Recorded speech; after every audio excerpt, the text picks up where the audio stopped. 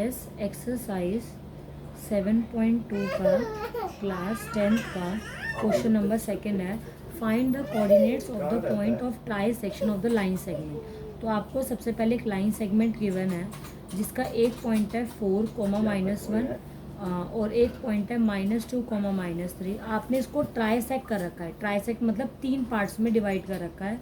तो आप बीच के कोऑर्डिनेट निकालने हैं। ट्राइसेक्ट मतलब 3 पार्ट, एक पार्ट ये, एक पार्ट ए और एक पार्ट ए। अब मेन चीज़ में ये चीज़ ध्यान रखने की है ना, इक्वल पार्ट्स नहीं हो सकता, एक पार्ट बड़ा हो एक पार्ट छोटा हो। तो इसने ट्राइसेक्ट मतलब 3 पार्ट में डिवाइड है। अब ये कोऑर्डिनेट हमको निकालने हैं। तो सबसे पहले आपको पता है इसको हम x1 और y1 दे देंगे और इसको x2 और y2। अब हमें सबसे पहले इस कोऑर्डिनेट को निकालना है। तो इसको हम दे देते हैं a, इसको b, इसको c और इसको d। तो हमें c और d के कोऑर्डिनेट निकालने हैं। तो सबसे पहले हम क्या करेंगे, c को हम x और y मान लेते हैं। और अब देखो, अगर मैं c के कोऑर्डिनेट निकालने हैं तो यहाँ से यहाँ तक कितना पार्ट है, 1। और यहाँ से b तक कितने पार्ट है, 2। देखो 1 और 1 2। तो a से c तक 1 पार्ट है और c से b तक 2 पार्ट है। तो रेशो क्या होगी, 1:2। तो अगर हमें c के कोऑर्डिनेट निकालने हैं तो उसके लिए रेशो क्या होगी, 1:2। तो रेशो क्या हो जाएगी, m1 और m2 की रेशो क्या होगी, 1:2। ये हो गया x1 y1, ये हो गया x2 y2। अब फॉर्मूला हमें पता है x निकालने का। x का फॉर्मूला क्या होता है, m1 x2 x1 m2 upon में m1 प्लस m2।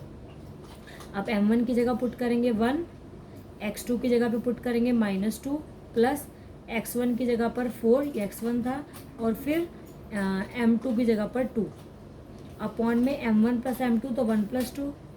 अब 2 1 ज़ा 2, -2 हो जाएगा।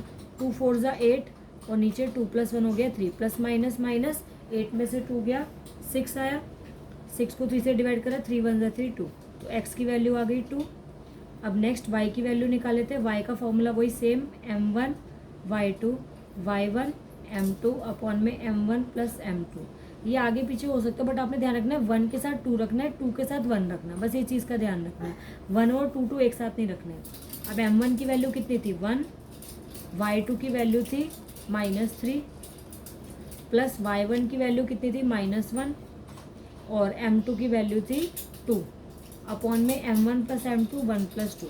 अब 3 1 ज़ा 3, ये -3 हो गया। 2 1 ज़ा 2, ये -2 हो गया और नीचे आ गया 3। माइनस माइनस प्लस, तो -5/3। तो ये y का कोऑर्डिनेट आ गया। तो x और y दोनों के कोऑर्डिनेट क्या हो गए, 2, -5/3। तो ये हो गए हमारे c के कोऑर्डिनेट। अब इसी तरीके से हम d के कोऑर्डिनेट निकाल लेते हैं। अब हम किसके निकाल रहे हैं, d के कोऑर्डिनेट।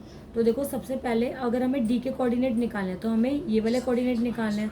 तो यहाँ से यहाँ तक कितने पार्ट हो गए, 2। देखो 1 और 1 2, तो 2 पार्ट हो गए। और यहाँ कितना रह गया, 1। तो अब 2 और 1 रेशो क्या हो गई, 2:1। तो रेशो हो गई m1 m2 की रेशो हो गई 2:1।